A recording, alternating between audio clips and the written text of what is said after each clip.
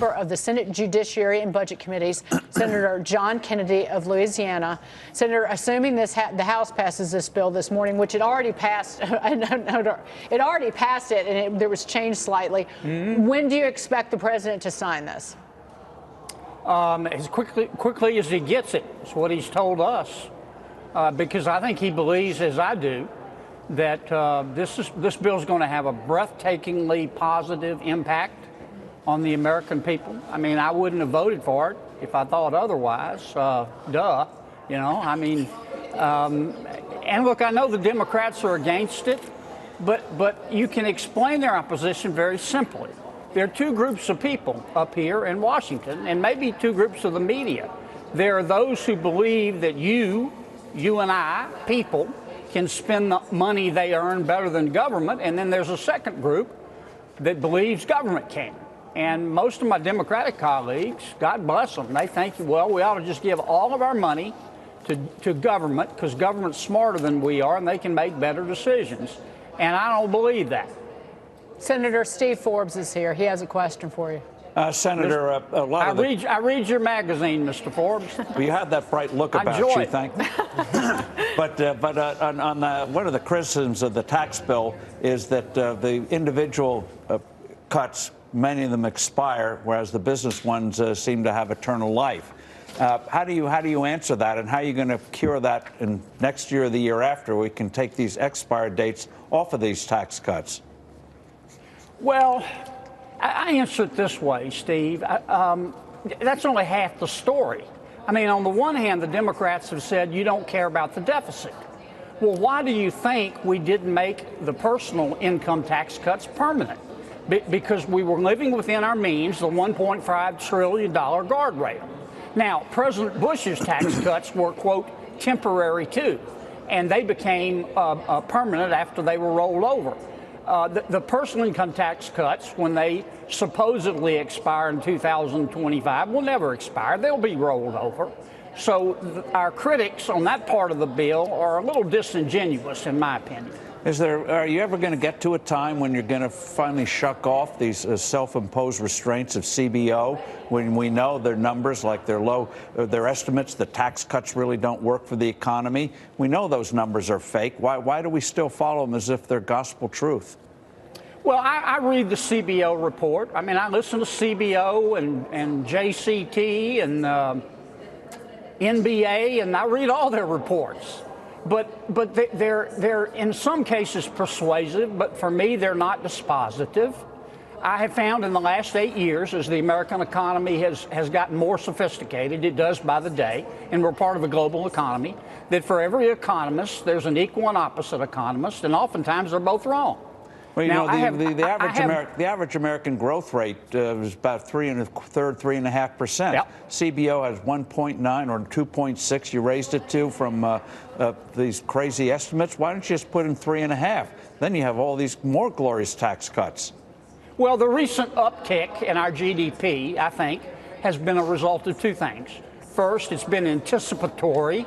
People and business people, and especially, are looking forward to the tax cuts so they can invest more in their business. The second reason that I think we have seen the uptick is because President Trump has done an extraordinary job of getting rid of some of the rules and regulations. President Obama added about $122 billion, billion of new regs, and we're rolling them back. Senator, but I do want to get to this issue, because it's like a lot of these senators are really in this tax reform plan. You stuck it to us folks in the blue states, in New York, New Jersey, Connecticut, and out in California. If you look at the popularity so far, there's a Wall Street Journal poll that's just out. 41% of Americans say the tax plan is a bad idea.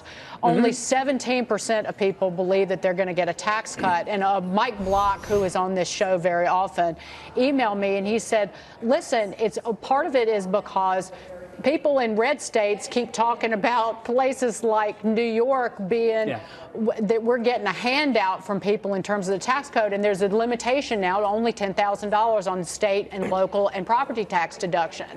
And so they are not feeling like they're going to get any benefit from this, despite the fact that the numbers show 80% of Americans will get a tax cut in the first year.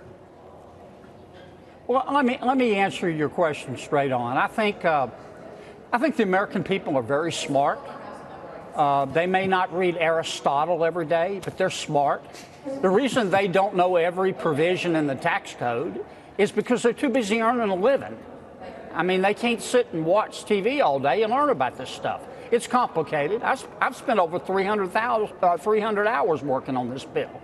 But I think once the American people learn more about it, and once the American people have higher take-home pay and see their business growing and see their employer growing, I think they're going to feel very good about this bill. In terms of if I could just finish, in terms of the so-called high state and local tax states, California, New York, New Jersey. Yeah, for some people, if you're making $500,000 a year and you're paying property taxes of $35,000 or $40,000, you're going to pay more. You are, and we tried to soften the blow by reducing the top marginal tax rate down to 35. But there's just no way you can make everybody happy when you do legislation this massive. I mean, not only did we do the tax bill, we affected Obamacare, rolled back some of it. We did ANWR drilling. This is a very broad bill. Real quick, are we going to see a shutdown, you think?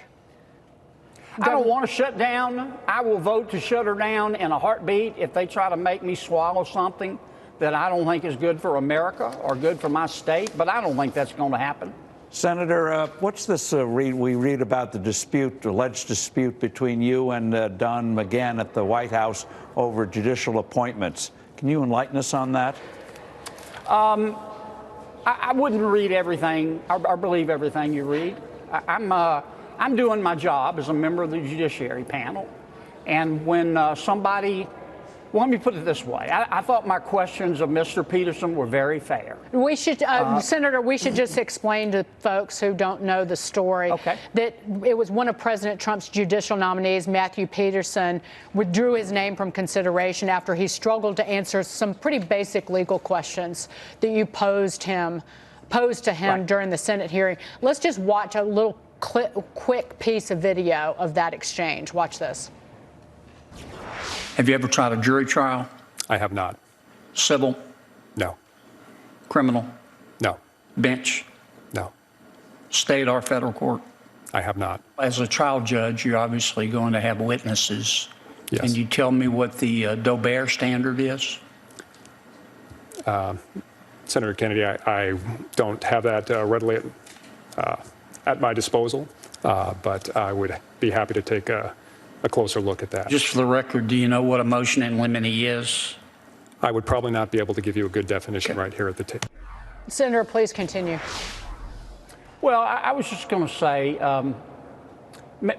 Mr. Peterson's a good guy. I read his FBI background report. But if you've got a brain beyond a single-cell organism, and you've got a law degree, and you've got any experience whatsoever, you know what the Doe-Bear case is. Some call it Dover.